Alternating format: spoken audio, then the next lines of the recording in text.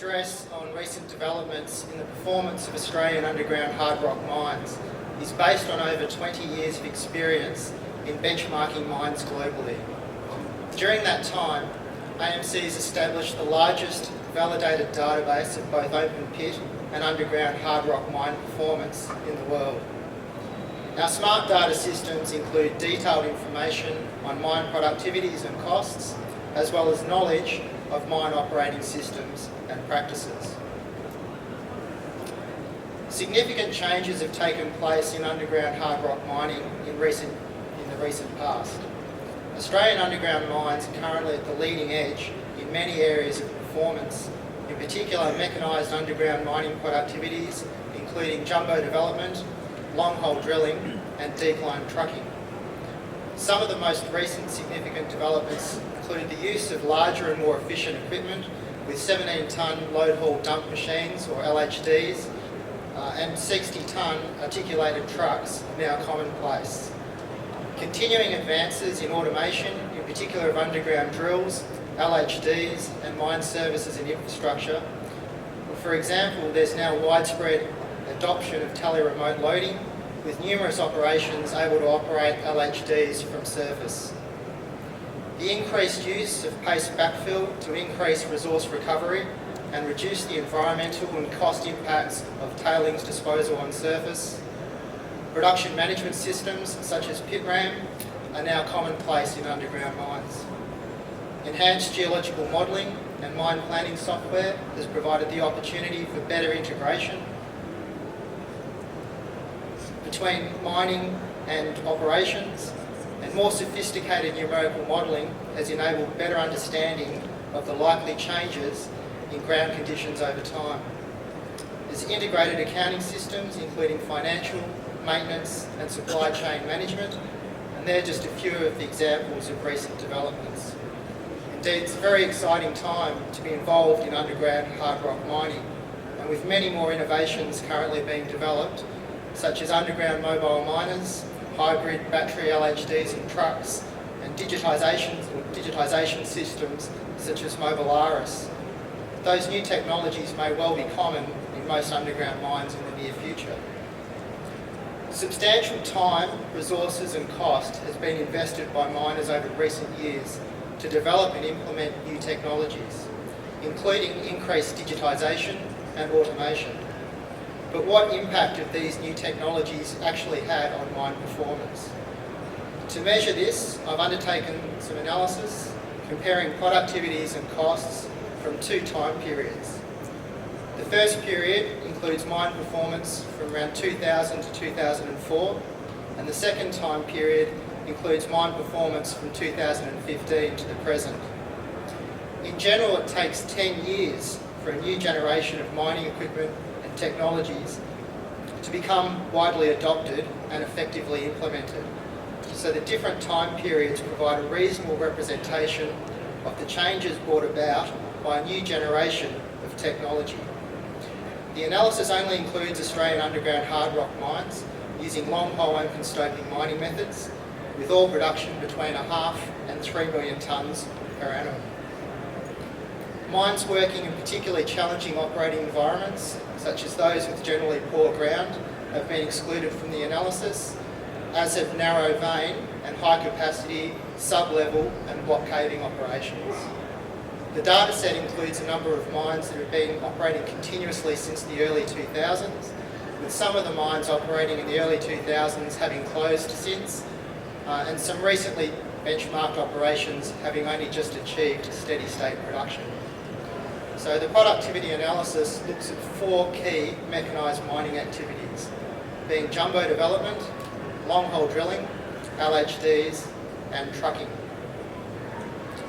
So jumbo development productivity is a great place to start, as it's the lead indicator to ore production, and as such it's one of the most important activities undertaken in an underground mine.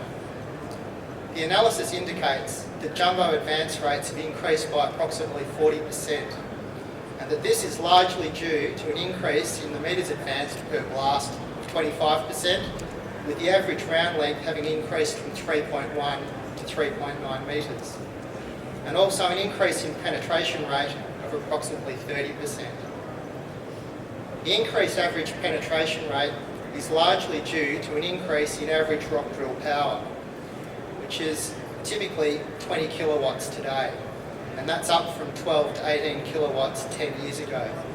So 20 kilowatt is now the standard for mines with jumbos that use scale, bolt and mesh. It's worth noting that jumbos equipped with higher rock drill power are available and typically used for high speed development in good ground conditions where longer rounds are practical. But it also requires dedicated ground support rigs to be used. So increased rock drill power has resulted in both faster and more accurate face drilling, but no material change has been observed in mechanical availability or indeed percussion utilisation. It's also noteworthy that average development heading sizes have increased by over 10%, which is primarily to accommodate larger materials handling equipment. The increased development productivity has come at a cost, with development ground support costs, inclusive of rehabilitation, having more than doubled.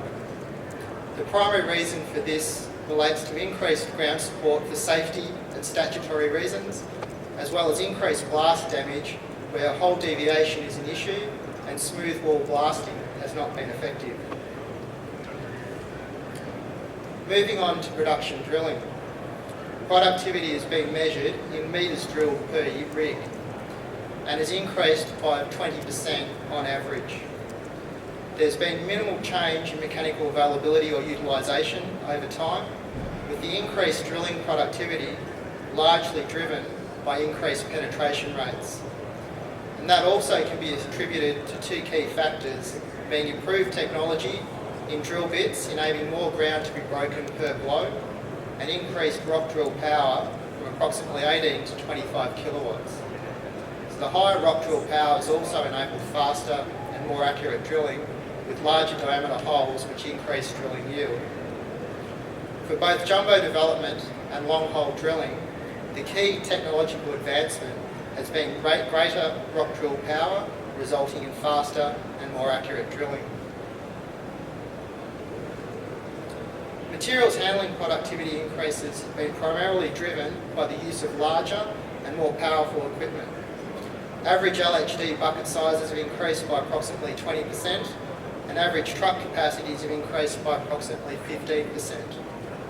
Interestingly, AMC has observed that LHD mechanical availabilities and utilisation have also not materially changed. It's also worth noting that the average depth of operations in Australia, or in as many Australian underground mines, has increased over time, and the associated longer haul distances has been largely responsible for truck utilisation increases. Average truck mechanical availabilities have also remained relatively constant. The measured mechanised materials handling performance improvements can mostly be attributed to more widespread use of larger equipment. It's an interesting observation that across all key mining activities, including jumbo development, long hole drilling, load haul dumping and trucking, mechanical availabilities and equipment operating time measured by engine and percussion hours has not materially changed in 20 years. This is unexpected given the significant investment in digitisation and automation, which in theory should help to reduce operational delays and enable maintainers to predict and respond to breakdowns much more efficiently. It's also interesting to observe that labour productivity, including full-time contractors, has declined. While this is largely a result of more friendly work rosters in recent times, it also represents an increase in people required to support the implementation of new technologies. This observation also aligns with my experience that information management and systems integration is not as advanced and as effective as it could be, and these are typically far from optimal. At present, the reality is not living up to the promise. It's also worth noting that the percentage of time underground mining equipment typically operates is very low, and utilisations are much lower than in open pit mines. most available time is non-productive. And this represents one of the greatest opportunities for increased performance in underground hard rock mines. To measure how underground mining operating costs have changed with time, costs have been inflated using the average consumer price index and expressed in 2019 Australian dollars. The analysis indicates that underground mining operating costs in Australia have increased by 30%, which equates to an annual cost escalation of approximately $1.50 per tonne after adjusting for inflation. Consequently, underground mining costs in Australia have increased significantly faster than inflation, despite improvements in technology. There are a number of practical reasons to explain some of the cost increase, including improved safety and also mining at greater depths. However, it is reasonable to conclude that while advancements in mining equipment power and capacity have improved productivity, other technologies such as automation and digitisation have not yet provided significant performance improvements, nor have they assisted in lowering operating costs at most Australian underground hard rock mines. A primary reason for this is non-productive time has not been reduced. Clearly, there are some challenges ahead. In my experience, these observations can also be applied to other countries such as Canada, where technology is advanced at a similar rate to Australia. But despite the lack of measurable success, there's no doubt that new technologies such as digitisation and automation have the potential to significantly improve safety and increase mine performance by reducing non-productive time. And that these technologies are an essential part of the future of underground hard rock mining, both in Australia and also overseas. But to be successful, we need to be smarter about selecting the right technologies to implement for the given situation, to ensure that we make better use of those technologies and derive a greater benefit what is generally a significant investment. I'm also going to share some observations based on my experience in the recent implementation of new technologies in underground hard rock mines. These new technologies are often seen as a silver bullet and a way of overcoming existing shortcomings. This is generally not the case. If existing technologies are not used well, then it can prove to be very difficult to implement more sophisticated technologies effectively.